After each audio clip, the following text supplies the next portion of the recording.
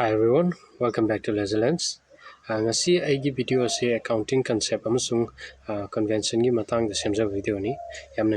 yamna important oiba basic ni accounting concept se main oina makhal tara lei aduga convention dana mari. Accounting concept da ahanbada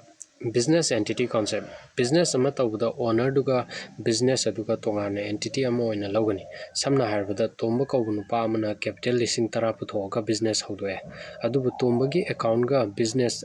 aduga punchana yade capital adu aikoina business ta liability oina balance sheet ta logani maramdi madu nongmadi tomba da amuk singjan khigadaba oina assume tawgani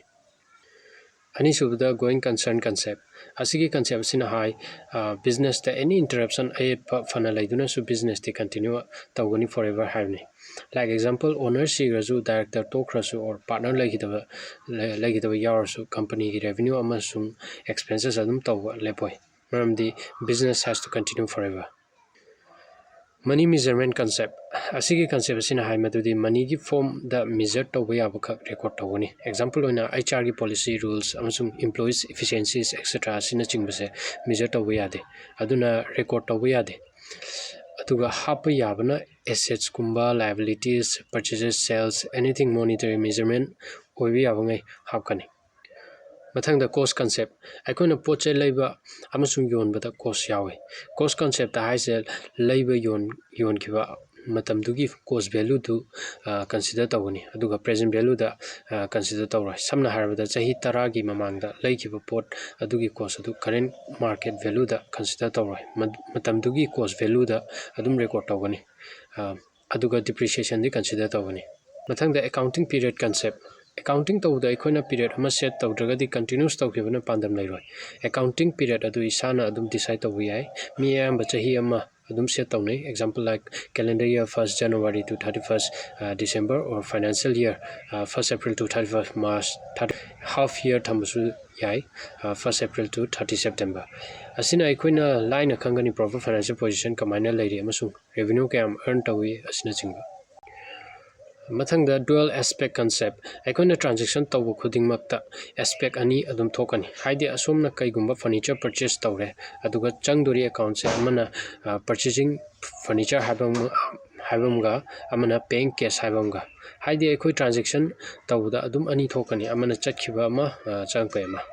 Mathangda matching concept transaction de asset liability income expenses laiko aduga asomna any amount ama spend tawre maduga adomgi revenue aduga chanagadabni havni haidi kaigumba matamda income na hele aduga expenses na watpa yawi aduga manadaba sarukto thidokpa changi maramdi ani du match oinaba Example ama pisage employees singna thabak sugre December 2024 da aduga tolop na January 2025 ta change adu tardi salary expenses ai koine December 2024 da record tawani maramdi thabak ti December da sugibanina Realization concept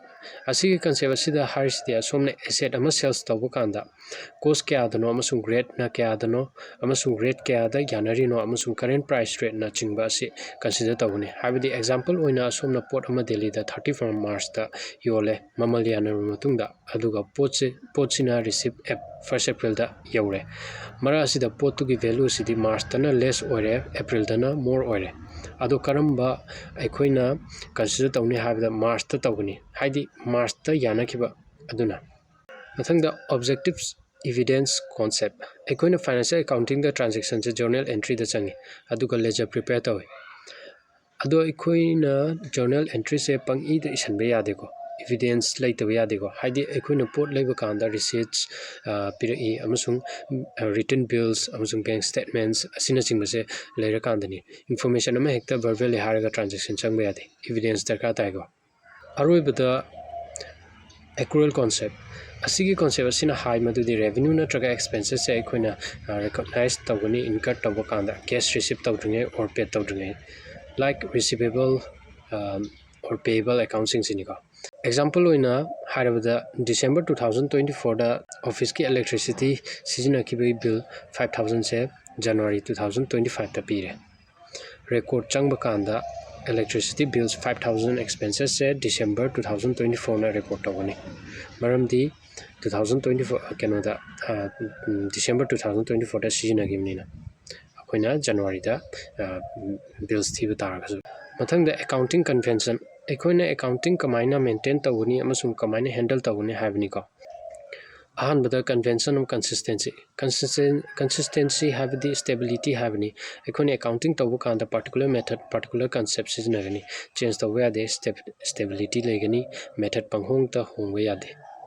convention of ꯗꯤꯁꯀ꯭ꯂꯣꯖꯔ ꯑꯁꯤꯅ ꯍꯥꯏꯕꯗꯤ anything ꯔꯤꯂꯦꯇꯦഡ് two ꯕꯤꯖꯤꯅꯦꯁꯁꯦ ꯗꯤꯁꯀ꯭ꯂꯣꯖ ꯇꯧꯒꯗꯕꯅꯤ information ꯂꯣꯠꯁꯤꯟꯕ ꯌꯥꯗꯦ ꯍꯥꯏꯗꯤ ꯑꯦꯀꯥꯎꯟꯁꯦ ꯀ꯭ꯔꯦꯗꯤꯇꯔꯁ or ꯗꯦꯞꯇꯔꯁ ꯁꯦꯜ ꯄꯨꯔꯨꯕ ꯑꯃꯁꯨꯡ ꯇꯣꯜꯂꯤꯕ ꯂꯣꯏꯅ ꯃꯃꯤꯡ ꯌꯥꯎꯅ ꯏꯒꯅꯤ ꯇ꯭ꯔꯥꯟꯖꯦꯛꯁꯟꯗ ꯀꯟꯚꯦꯟꯁꯟ ꯑꯣꯐ ꯃꯦꯇꯦꯔꯤꯌꯦꯂꯤꯇꯤ